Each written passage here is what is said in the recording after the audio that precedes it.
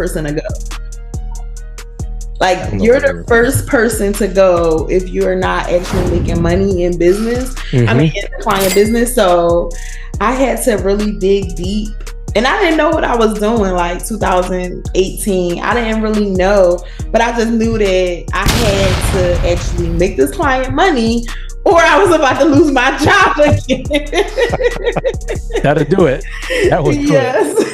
Yep. So that's how I actually got into the data and just becoming more into this data and just learning more about different customer avatars and stuff like that. Is it something that like you ended up loving, or was it more so like, if I don't get this done, I'm gonna lose my job?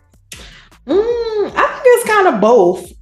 Like, I think also in survival, like, it's like, we don't like going to work, but we know we got to go to work, right? All the time. Sometimes, depending on, what type of job you have. I don't love every part of my business, but I know it works, Yeah. All things work together, right? So I think that, it was a little bit of both, but I actually love reading data, to be completely honest. And at the beginning parts of it, I probably didn't understand what I was doing, but just like, sometimes I don't even know how did I get this smart, but I think it's just like praying and asking God to give me wisdom, because I'll be like, how did I even know to even do this thing?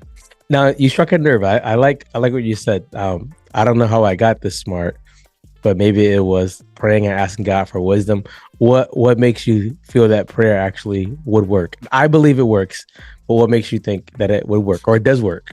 Like, I don't know, in the beginning part of my business, I remember, our pastor had us decreeing something crazy, like, something crazy to me then it was like, wealth and riches is in this house. And I was just like, this is crazy. And I don't even know, how I'm gonna even get wealthy because I'm on food stamps right now. Yeah. But, I remember in the Bible where they say that he asked for wisdom, Paul asked for wisdom, and God gave it to him.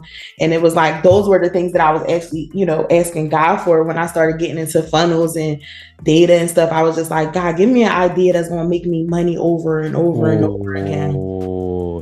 Do you find, I'm pretty sure you've run into this as a believer, do you find that believers are scared to ask God something like that? Because like money, it's not money's evil, it's the love of money. But do you find it hard for believers to actually pray something like that? Maybe. I think there are some prayers that I was scared to pray, right? Like what? I don't know. Maybe like, even the wealth and riches, like that left an impact on my faith. Like, I feel like that shifted my faith.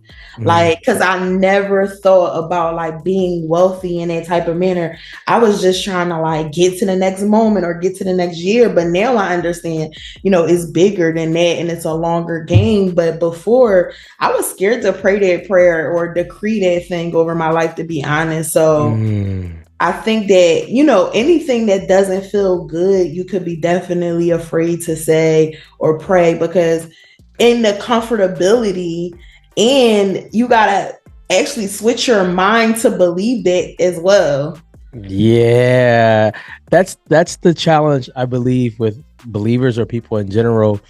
Asking God for more may require a new mindset, or it's going to require a new mindset and things like that. So what was Alyssia doing before she became the marketing mentor, the marketing beast? What was I doing? Nothing. I was working at Amazon, and I was like, I worked in the outbound, I think I worked in inbound because we used to scan stuff in. So I worked in inbound as a problem solver. So basically, like, I would fix all the technical issues with like the UPCs and stuff like that. Yeah. So you had some form of seeing systems on a daily basis then, right? Yeah, like Amazon was definitely like an eye opener to like how business ran for me. But I always was a hustler. Like, I worked at Foot Locker. There we go. Years, where else did I work at? I worked at Foot Locker like most of my life. I didn't really have a job like that. Yeah, I have had a job since I was like 21. Like, I don't know how to act in the workforce. Like, and I always had like little jobs like that. But Amazon was kind of probably like my job where I realized like this will never afford me the life that God said that He Mm, promised to me. mm. How did you how did you say that and actually mean it? Because it's one thing to like testify it in church when everybody's hot, but how did you say that and was like, I'm gonna make a move? Oh, I was just driving home. So I work. So Amazon got crazy shifts. I work from like I want to say like six. I want to say it's like 6 or 7 p.m. to like 4 in the morning, and Oh I work wow. Friday through Monday. So you get the extra money on the weekends and overnight. And I was like, I think my check was like $900 or something. I'm like, I can't even go to Miami with this. Like, and I had just started like getting back into God and um it just being in ministry and stuff like that. And I was just like, this is not what Jesus died on the cross for. Like, No, no. I legit remember being like driving home and was just like, this is not it. Like, Mm. 900, because I feel like I remember like working overtime to make money. And I was just like, yeah, this Hmm. is it. Now, with all of that and those changes and that epiphany, what drove you back to God?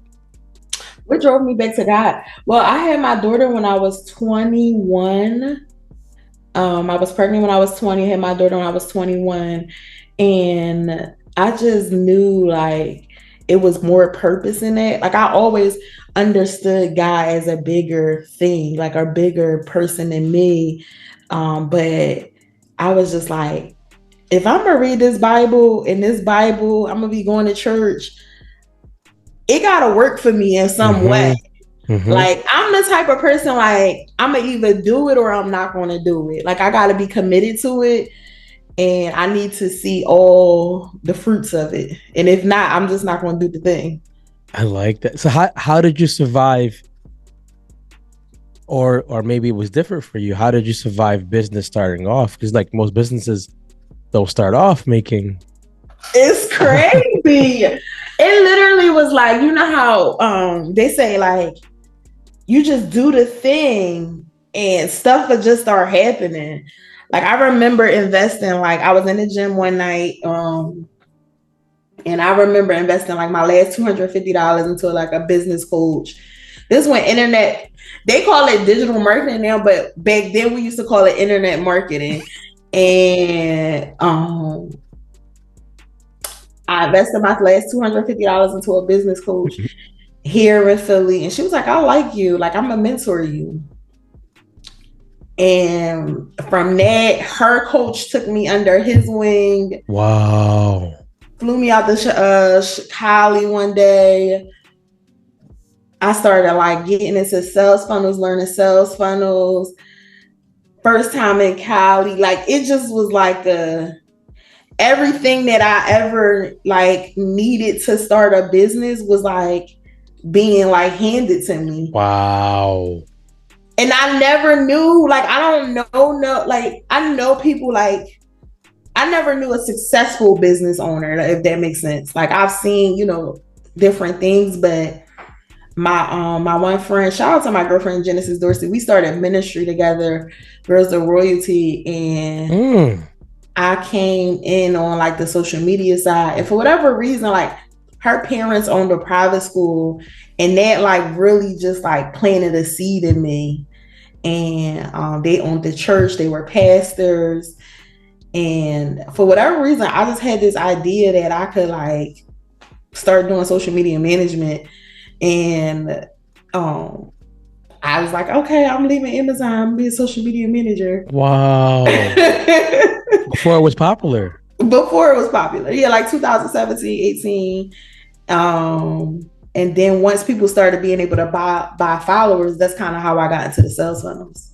Ah, so the pathway was, you get to Amazon, you come back to God, You believe that you're going to be able to do more. You get exposed to more.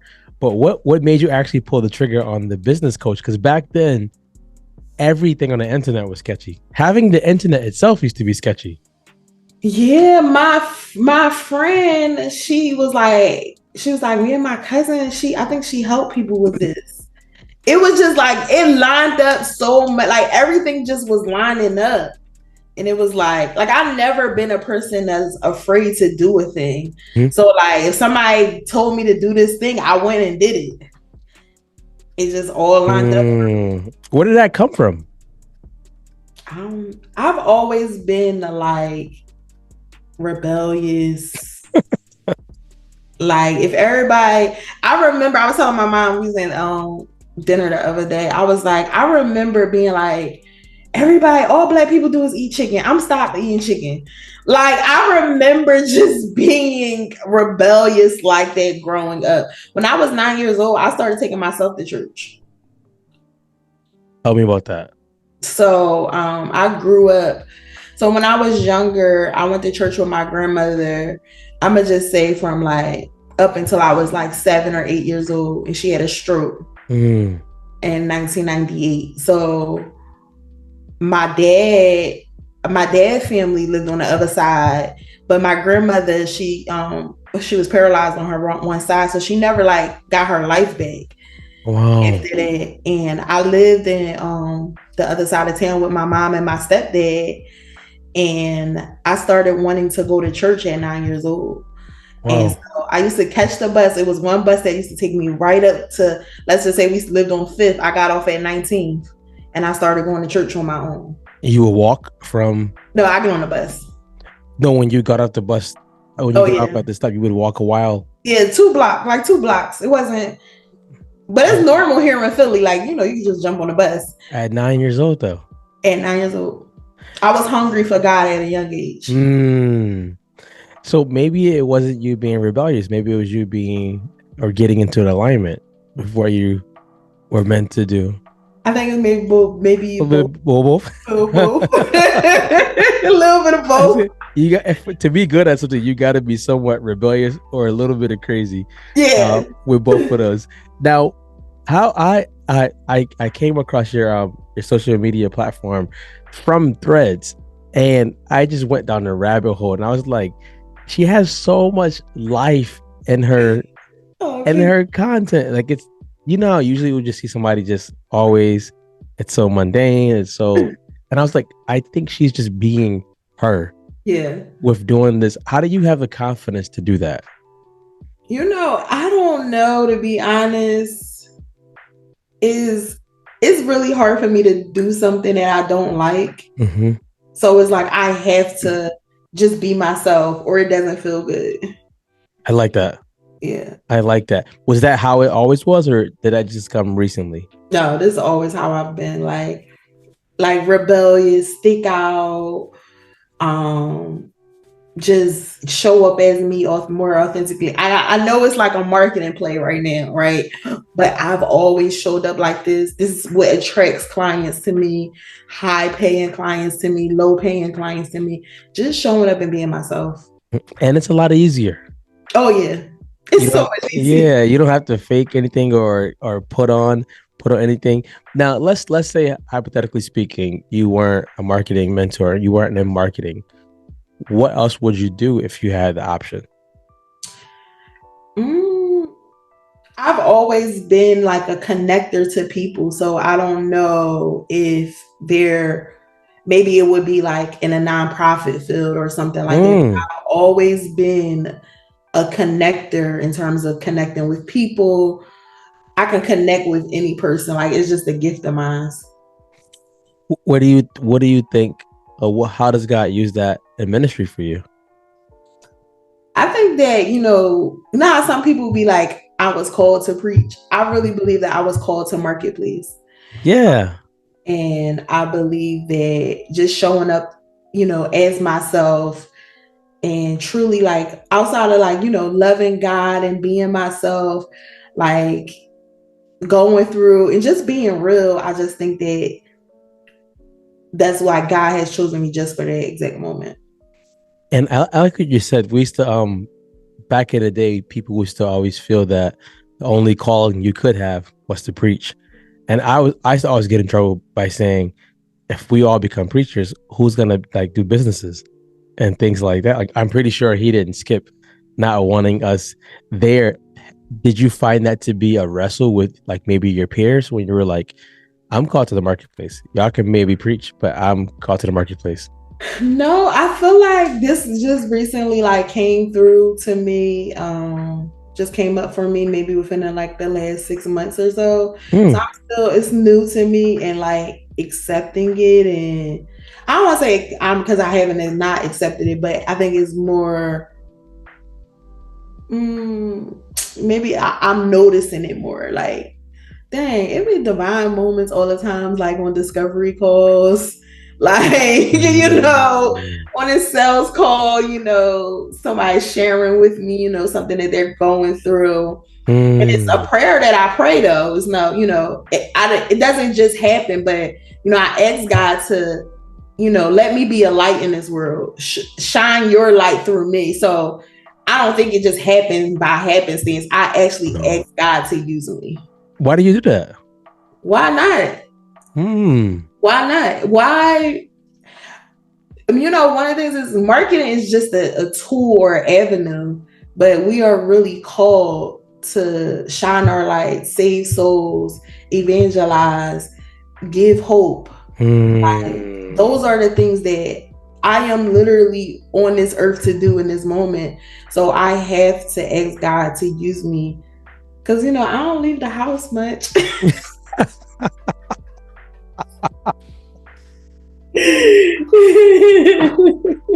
I'm not in these streets. I'm not in these like sometimes I'm in these streets, but not that much. I I um I like that. I like the honesty and the transparency of, I want God's light to shine through me. But we come back to what the foundation is. Like we're here to evangelize, save souls, and things like that. We just have this talent to get people so that can happen. What is Like, like I want a now result type of thing of mm. marketing. Like, marketing isn't a 30-day, a 60-day, a 90-day money back guarantee. It's not that. Like, it's not an infomercial. It's not. I think that is one of the things, and I think that yeah, I think that's one of the things that just like really just bothers me is like I think sometimes people come and go into business like, and I think may have gotten going into business and is we think it's just this one thing, but it's really like an overarching. Mm. It's a city, Mhm. and we try to take like this. Oh, I'm gonna spend $10,000 and I'm gonna make $1,000,000. Like, If only. If only. right. So I think that we don't go into marketing with understanding the principles and just educating ourselves. One of the things is like sometimes, I want to leave marketing, but I see so many people getting burnt in marketing just because Yeah, they yeah. don't have the knowledge or the understanding. Or And I maybe think, the patience. yeah, or patience, but it definitely come back to knowledge. Like, there's not no knowledge. There's not enough people educating themselves. Do you feel people aren't taking the responsibility to educate themselves because of how quick everybody is telling them that they can get it? Mm. I think it could be a little bit of both laziness Mm-hmm. and because one of the things that come to mind is like when I first started my business, I had to educate myself, and it wasn't as accessible as it is now, where I could just show up Mm. online and Candace is going to teach me how to make $60,000 in 30 days. Like, that wasn't a thing. I mean, people gave offers like that, but I think that they also, when you got into the webinar, you seen like, oh, this took 9 months to do. You know, this took 24 months to do. Yeah. The case studies didn't start with $10,000 in 24 hours, like with a screenshot of a Stan store, or back then it was Stripe accounts, you know. Yeah. So I think that there's so much accessibility that maybe people are getting overwhelmed, you know. I think that I agree with both of those. I definitely think I don't say this to be mean, but I definitely think people are lazy because it's so much information that they're like, oh, I'll get it when I get it. And I think the reason why people don't want to self-educate themselves is because they don't want to be honest with themselves. That this may take a little bit longer than I thought. And just because she's doing so great in her business, you also don't know like how long it took, some hurdles that she overcame, and how you mentioned before, how divine favor played a big part of a lot of these pieces. If you had to, you're a marketing mentor, if you had to, you had gotten the opportunity to mentor, let's say 10 African-American women, they were around age of 22. What's the first thing you would tell them if they were like, Alyssia, I want to launch a business. We know you have the ability to help us. What would be the first thing you tell them to do? Hone in on your skill. That was the best thing. I've just like called myself, gotten used to like being a mentor, or realizing people like, look up to me in that way. Outside of that, they say it take maybe, I'm gonna just say 250 hours before you become an expert. No, I probably put in like 2,000 hours. Like, can't nobody tell me, so can't nobody tell me. I think Nas say that. Like, Nas be like, you got a skill, you can make any type of money, right? Like, it's like, I have a skill. I can go into any business, any field that I want to. And I don't have to necessarily start from the bottom. Like, entry is not, one of the things is that I don't have a degree. Like, I don't have like this stuff that I know. I probably run circles around people who got master degrees and building businesses and stuff. But this stuff that I know is because I honed in on my skills. And like, you actually are living this stuff. You didn't buy a 30-day course and become a marketing mentor. Like, you've actually put work into it. So it's amazing. I'm so happy because I used to always tell people like, I don't have a degree, and they would look at first when I was doing strictly fitness, like, then how can you help people? And then I would just show them like, I've helped so many people get their results. Not bragging, but it just shows you that self-education is still a thing. Yeah, I don't think we ever stop, and there is no indictment to people who do have degrees, right? No, but the thing is like, if you have a degree, you still have to still learn, because things change. Things change. Yes. So our last part is we ask you a couple questions. They have nothing to do about mentoring and marketing. They're just rapid fire, off the wall questions. You ready? Okay. All right. If Alyssia could live anywhere in the world for 30 days, no money limit, where would she live? Okay. I probably would go.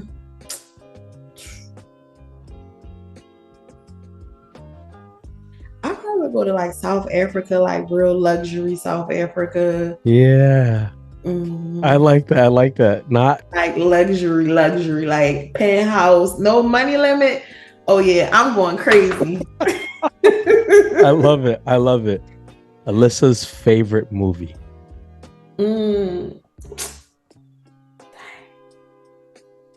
It's probably a bad one, but Wolf of Wall Street. After we had all this Jesus conversation, Wolf of Wall Street. I was like, maybe she gonna say like Scarface or The Godfather. Yeah. Okay. I was waiting. I was like, it's gonna be The Godfather. It's a mob movie. Okay. No limit, unlimited gas. What kind of car would you drive? Oh, I'm not. I'm getting a driver. I'm not. I'm getting a driver. We can't be in a Volksmobile. I want a driver. Pays the money over to the driver. Yes. It could be any car. Any car he want or she want. As long as it's a driver. Yeah. All right. You're given $10 million to do whatever you want to, but it has to be something business wise. What would you do? Open a school. What kind? Middle and high school. I like. Where's that come from? That's my second career. That is? Yeah, that's gonna be my second career. My third career. Yep. You got to teach in it too? Probably not. Okay, so the establishment, but you're not gonna teach in it. Yeah, I'm gonna just get my rich friends like you to like donate and all that. I'll be there. Okay, you can meet anybody in the Bible. Who would you meet? Dang. I'm gonna just say Hannah because I've been studying her a lot lately. And one of my favorite stories. Yeah, I would say Hannah, like, girl, I'm a little scared to talk to you, but because your faith was crazy. Beyond crazy. I don't know if I want faith like you, but I don't need that. I'll be like, I'll learn from yours. I'll learn from yours. Last two. You could be any superhero in the world. Who would you be? All right, so I'm really bad at this one because I don't watch superhero movies. I might just say like, Superman eyes. Can't he see through the wall or something like that? Yeah. All right, that one. I'm not a big superhero person either. So you're good. You're good. Last one. If Alyssia could leave a message to the world, what would that message be? What would the message be? I would say fail faster. Like, don't be afraid to fail fast. Don't be afraid to show up as your authentic self. And believe in yourself. I love it. Yeah.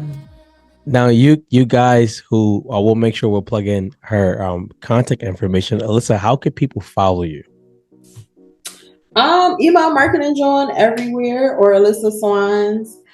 I'm trying to, work on my LinkedIn. So come over and see me on LinkedIn over there. You go. That's my new domain, Alyssia Swans on LinkedIn. I love it. Now, you guys probably won't be able to see this by time this episode gets out, but she has an event coming out that's happening tonight, Tuesday at 8 p.m. What I'll do is I'll make sure I put something in my Instagram so you guys can go sign up and learn from her because she's given some priceless information over there. Alyssia, this was fun. I learned a lot about you and from you. I'm sure the audience did too. I'm stuck now forever on I don't want a car. I want a driver. No, you need a driver.